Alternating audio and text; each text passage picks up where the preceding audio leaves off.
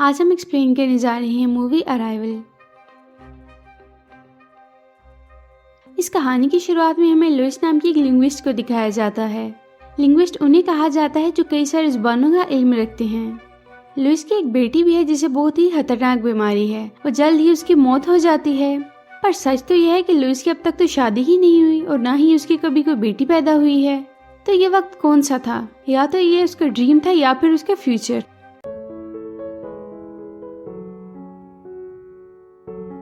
Louis जब university पढ़ाने के लिए जाती है तो उसे पता चलता है कि दुनिया के अलग अलग 12 हिस्सों में एलियन शिप आकर हवा में एक जगह पर अटक गए हैं, जिनसे पूरी दुनिया परेशान है क्योंकि किसी को कुछ नहीं पता कि ये एलियन स्पेसशिप यहाँ पर जमीन पर क्यों आए हैं, इनका क्या मकसद है।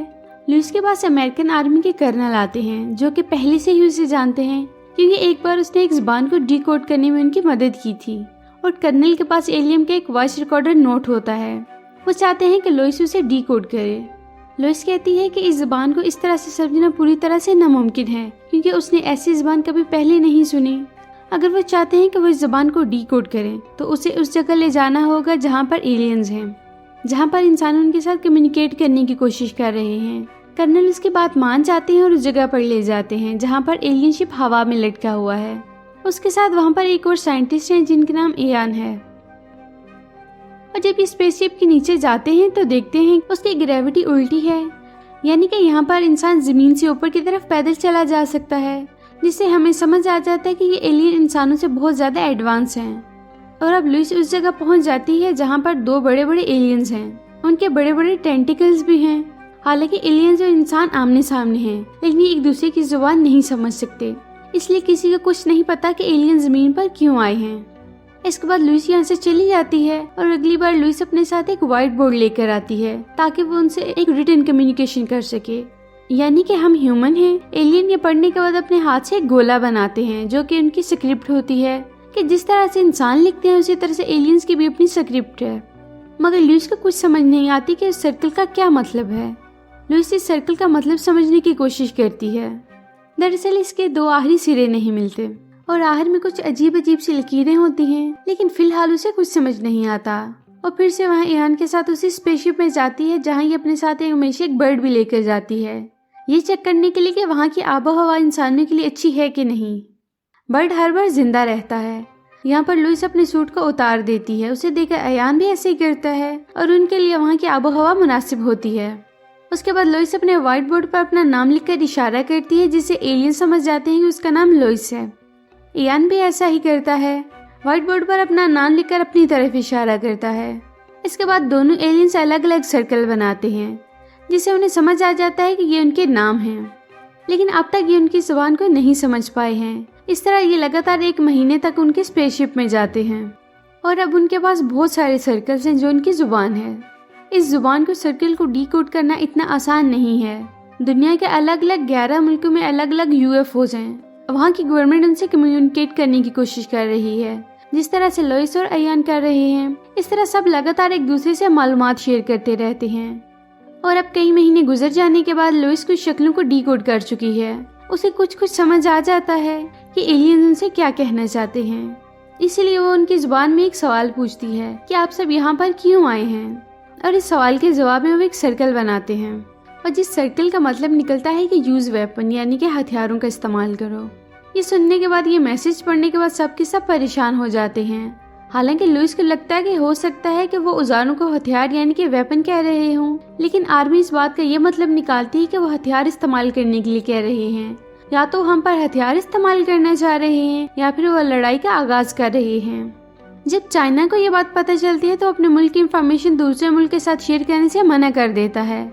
साथ ये भी कहता है कि अगर एलियंस ने अपनी UFOs को स्पेसशिप को हमारी जमीन के ऊपर से नहीं हटाया तो वो इसके ऊपर हमला कर देंगे।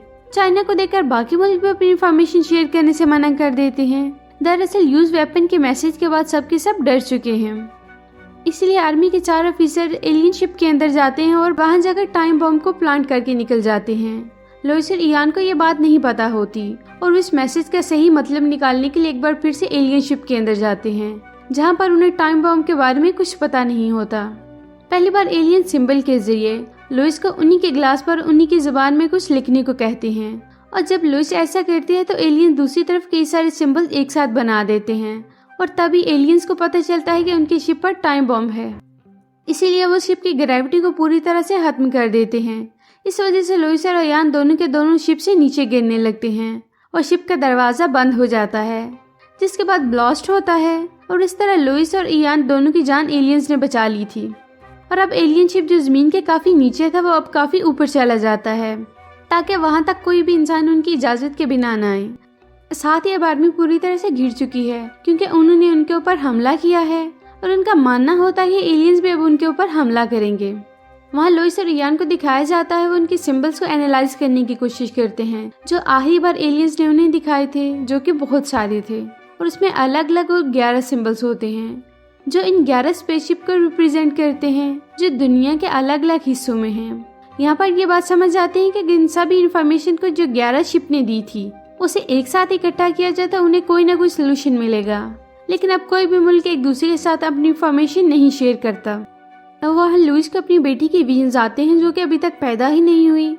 साथ ही उसे एक विजन आता है जिसमें वो देखती है कि एलियन शिप के अंदर से एक छोटा एलियन शिप निकला है और उसे ऊपर ले गया है, जिसके बाद वो ग्लास की दूसरी तरफ एलियंस के पास भी गई और जब वो बाहर जाती है जहाँ पर स्पेसशिप है तो सच में उसके अंदर से एक छोटा स्पेसशिप निकलता है जो उसे ऊपर ले जाता है और वो एलियंस के पास जाती है, जहाँ पर शुरू में उसे सांस लेने में तकलीफ होती है पर जल्द ही वो नॉर्मल हो जाती है।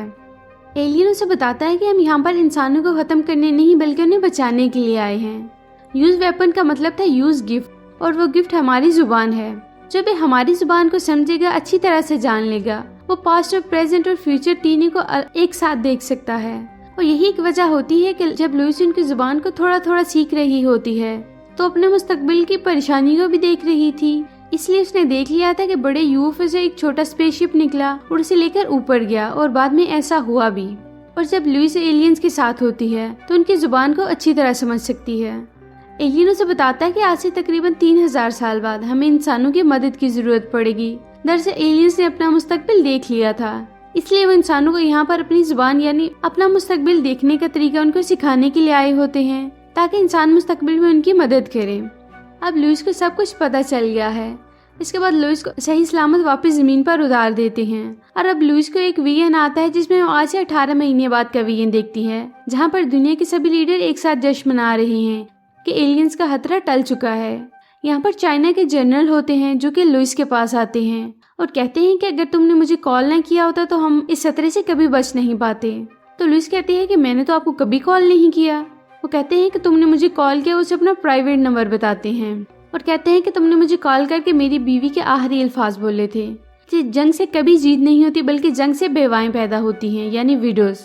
और इसी मैसेज को सुनने के बाद उन्होंने एलियन शिप के ऊपर हमला करने का अपना इरादा बदल लिया था। दरअसल अब हर एक मुल्क एलियन शिप के ऊपर हमला करना चाहता है। लुइस वापस प्रेजेंट में आती है जहां वो पूरी तरह से कंफ्यूज होती है। दरअसल अब वो भी एलियंस की तरह पूरी तरह से मुस्तकबिल देख सकती है।